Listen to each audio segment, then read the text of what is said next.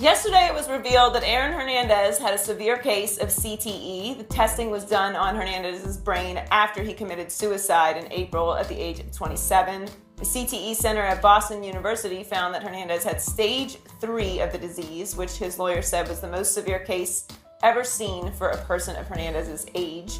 His estate has filed a lawsuit against the NFL and the Patriots. Shannon, what does this tell you? Joy, this is tough for me. Skip, this is tough for me because I really have to divide it up into two parts.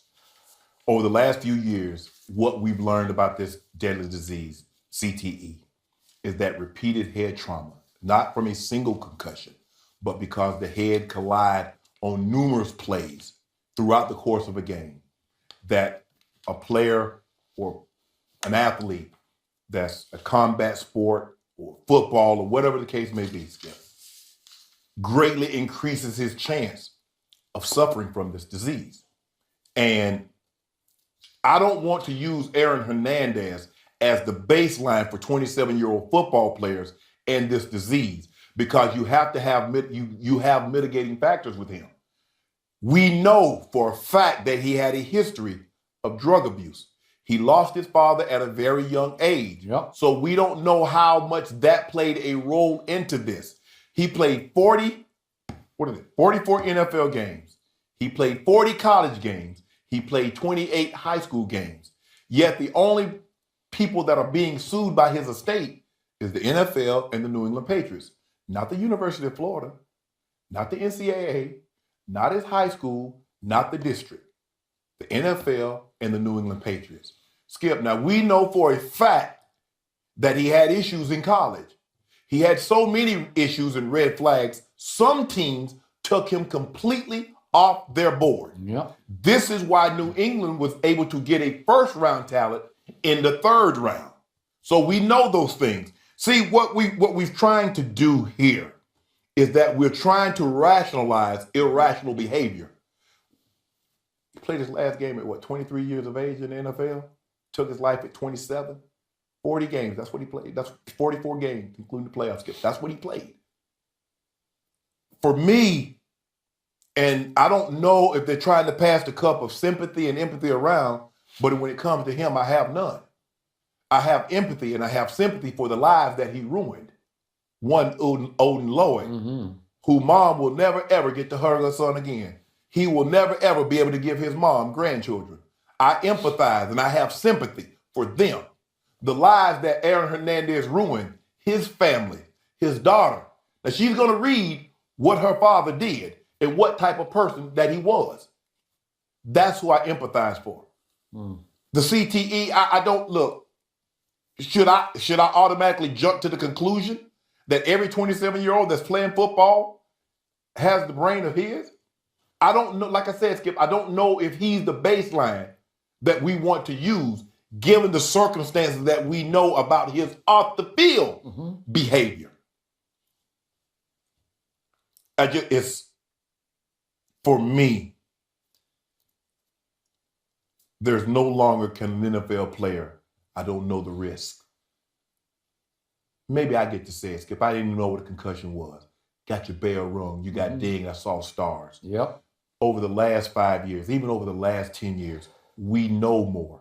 And I think they're trying to do more. There's a study I was reading that says they're starting to recommend that no one should play football, tackle football, under the age of 12. So basically, I would say within the next 5 to 10 years, you're going to have to be at least 13 years of age to play tackle football. That's where they're heading. They're trying to make the equipment as safe as they possibly can. The helmets, they're trying to take contact out of practice, Skip. But you're playing an inherently dangerous game, because you're asking large men to run into larger men at a high rate of speed. There's only so many safety mechanisms that you can put in place, because that's not what they made the human body for. The human body was not made to run into other human bodies at a high rate of speed. So I get it. CTE, CTE, NFL, everything, my timeline was trending. Breaking news, he had the worst state CTE in this. But hold on now. Are you not going to mention some of the things that he did off the field? Are you not going to mention some of the things that probably mitigated and led to this diminished state? CT is bad, and I feel bad for the people, some of these young men that played this brutal game and suffered from it. There's a good chance I have it, Skip. But I'm not going to try and rationally, I'm not going to do something and then try to blame it on that, because we see that a lot. What we're seeing is that people do things and then they have to have a reason on why they did it. Sometimes bad people do bad things. Okay. So, to your biggest point, from all I've heard and all I've read and all I know about Aaron Hernandez, he exhibited what I would call criminal tendencies from a very early age. Correct. Junior high school or middle school and high school in Bristol, Connecticut, where I worked for many years, and on into University of Florida, real criminal activities. Correct. And you're right. A lot of teams said will not draft, but he wrote a letter to Robert Kraft and Bill Belichick, which somehow convinced them to take him, and he could play. He was special. He was. So I'm having a hard time connecting the dots here. I'm going to tell you this again. This is my gut feeling about CTE. And I'm not a scientist, and I haven't done, hundreds of hours of homework about this, but this is my small sample size. I've been doing national TV shows for about 30 years. And over those years, I'm pretty sure I could compile a list of over 100 ex-NFL players I have worked with, and ex-NFL coaches, but the players are the key. And a lot of those coaches actually played college or pro football. Not one do I know, and I'm close to a whole bunch of them. And by the way, I'm close to a number of older time ex-Dallas Cowboys. Not one time have I heard from one of these players, well over 100, that they have any symptoms of CTE. Small sample size, you got it. But I sit across from you every day, and you're, so to speak, sharp. Your mind is razor sharp. Okay, so are you slowly losing memory and the ability to focus and concentrate? I don't see it. You're 49. I don't know. Will it manifest itself when you're 59 or 69? I don't know.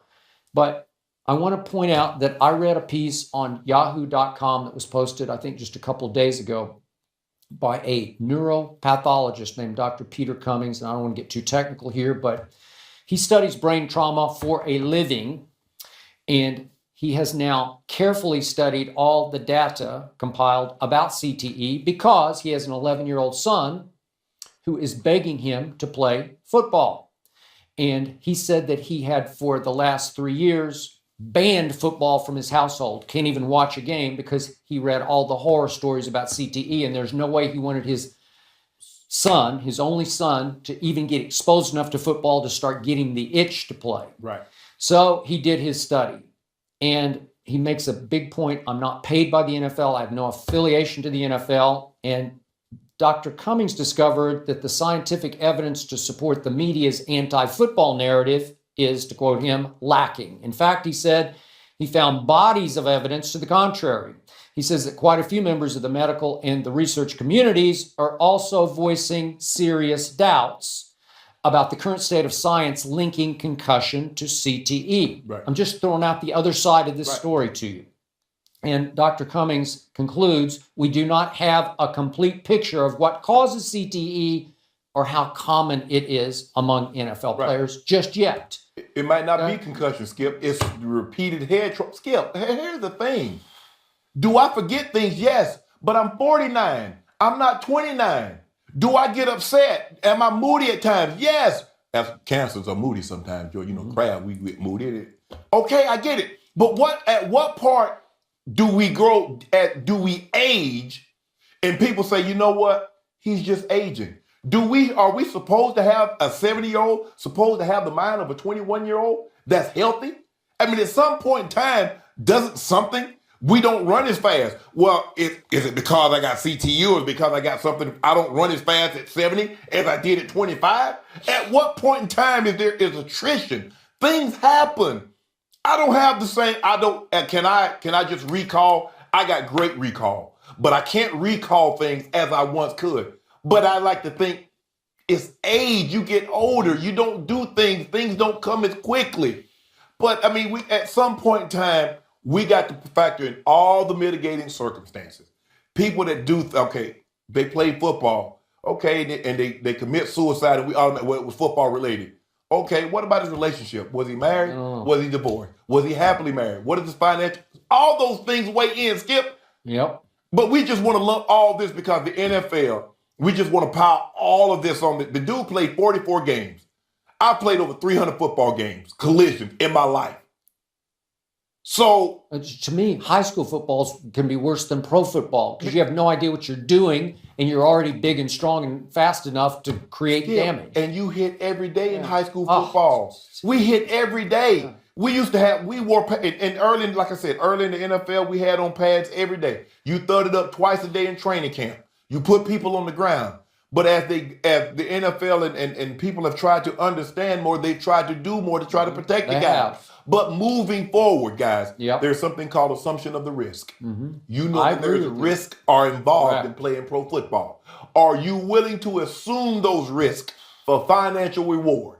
If you are, please, 20 years from now, don't complain. If you're not, step away. Chris Borland said, you know what, guys, knowing what I know, I don't want to take these risks anymore.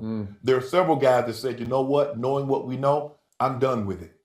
But if you're willing to assume the risk for financial reward currently and down the road, you can't claim ignorance because you know that there are risks. And it's not, and I was reading the study, the guy said it's not one concussion or two concussions, it's the repeated head trauma. Even if you don't get a concussion, it's just a banging. Because unlike Rams that have a protective coat, there's no protective coat. Our brain sloshes around when we hit head to head. Woodpeckers, that's why they don't get dizzy when they. But we don't have that mechanism, Skip. We don't? So we weren't made to go head to head like bighorn rams or woodpeckers. That's why they can do it over and over. That's why we get knocked out sometimes. You like Connor was on the rope. He was all dazed. He was woozy. So, Joy, do you have concerns about your brother Jason?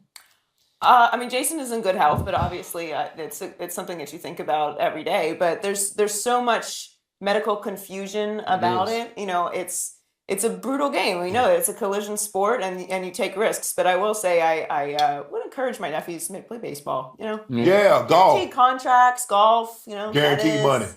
You know, go that way. Go that way. But they do play football, and they're safe. And Jason's coaching them, so Good. they're at St. Thomas. They'll be all right. Well, the Giants stay winless on Sunday in Philly. Eric Dickerson gives his pick next.